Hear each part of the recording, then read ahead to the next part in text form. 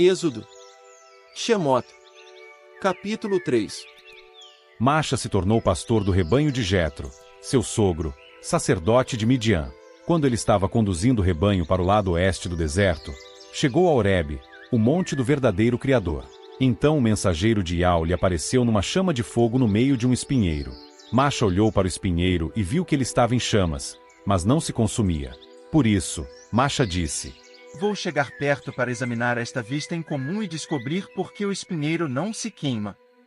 Quando Iau viu que ele foi olhar, chamou do meio do espinheiro e disse: Macha, Macha. Então, ele respondeu: Aqui estou. O Criador disse: Não se aproxime mais. Tire as sandálias dos pés, porque o lugar em que você está pisando é solo sagrado. Eu sou o Criador do seu pai, o Criador de Abraão, o Criador de Iaus e o Criador de Jacovi. Então Macha escondeu o rosto, porque estava com medo de olhar para o verdadeiro Criador. Iau acrescentou: Certamente vi a aflição do meu povo, que está no Egito, e ouvi seu clamor por causa daqueles que os obrigam a trabalhar, e sei muito bem quanto estão sofrendo. Vou descer a fim de livrá-los das mãos dos egípcios e levá-los para fora daquela terra, para uma terra boa e espaçosa, uma terra que mana leite e mel, o território dos cananeus, dos hititas, dos amorreus, dos perizeus, dos heveus e dos jebuseus. Agora o clamor do povo de Chau chegou a mim, e eu vi também que os egípcios os oprimem cruelmente. Venha, vou enviá-lo a Faraó, e você tirará meu povo, os Ixalitas, do Egito. No entanto, Macha disse ao verdadeiro Criador: Quem sou eu para ir a Faraó e tirar os Ixalitas do Egito? Então o Todo-Poderoso disse: Estarei com você, e este é o sinal para você de que fui eu quem o enviou. Depois de você ter tirado o povo do Egito, vocês servirão ao verdadeiro Criador neste monte.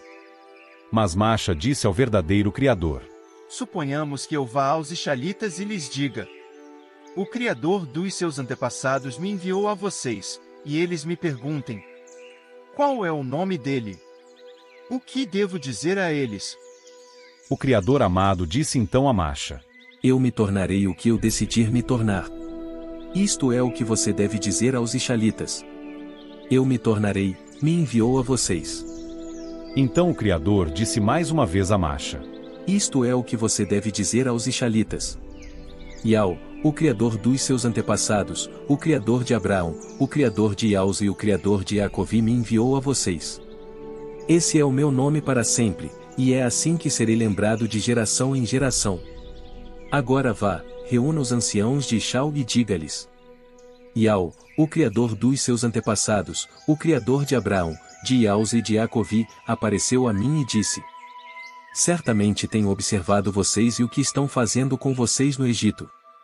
Por isso digo: Eu os tirarei da aflição que sofrem as mãos dos egípcios e os levarei para a terra dos cananeus, dos hititas, dos amorreus, dos perizeus, dos heveus e dos jebuseus, para uma terra que mana leite e mel.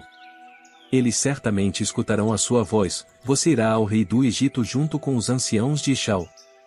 E vocês devem lhe dizer: Iau, o Criador dos Hebreus, falou conosco. Portanto, por favor, permita que façamos uma viagem de 3 dias pelo deserto para que possamos oferecer sacrifícios a Iau, nosso Criador. Mas sei muito bem que o rei do Egito não lhes dará permissão para ir, a menos que uma poderosa mão obrigue a isso. De modo que eu terei de estender a mão e golpear o Egito com todos os atos extraordinários que farei ali, e depois disso ele os mandará sair. Darei a este povo favor aos olhos dos egípcios, e quando vocês partirem, de modo algum irão de mãos vazias. Cada mulher deve pedir artigos de prata e de ouro, bem como roupas à sua vizinha e à mulher que estiver hospedada em sua casa, vocês os porão em seus filhos e em suas filhas, e despojarão os egípcios. Êxodo. Shemot. Capítulo 4. No entanto, Macha respondeu: Mas suponhamos que não acreditem em mim e não escutem a minha voz, pois dirão: Iau não lhe apareceu. Iau perguntou-lhe então: O que é isso na sua mão? Um bastão. Jogue-o no chão. De modo que jogou o bastão no chão, e ele se transformou numa serpente, e Macha fugiu dela.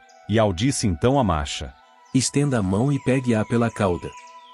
Ele estendeu a mão e a pegou, e ela se transformou num bastão na sua mão. O Criador disse então: Isso é para que eles acreditem que Yahweh, o Criador dos antepassados deles, o Criador de Abraão, o Criador de Yaus e o Criador de Jacovi, apareceu a você. Por favor, coloque a mão na dobra superior da sua roupa.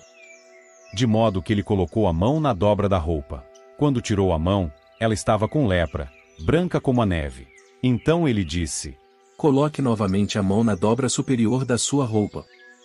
Ele colocou a mão novamente na dobra da roupa. Quando a tirou, ela estava restabelecida, como o resto do corpo. Ele disse: Se não acreditarem em você nem prestarem atenção no primeiro sinal, certamente prestarão atenção no segundo sinal. Contudo, mesmo que não acreditem nesses dois sinais e não queiram escutar a sua voz, você pegará um pouco da água do rio Nilo e a derramará na terra seca, e a água que pegar do Nilo se transformará em sangue na terra seca. Masha disse então a Yao: Perdão, Yao, mas nunca tive facilidade para falar, nem no passado nem depois que falaste ao teu servo, pois sou vagaroso de fala e vagaroso de língua. Quem deu a boca ao homem? Quem o faz ser mudo ou surdo, ter boa visão ou ser cego? Não sou eu, o Yao. Portanto, vá agora, e eu estarei com você quando falar, e lhe ensinarei o que deve dizer. Perdão, Yao, envia qualquer outro que quiseres enviar, por favor.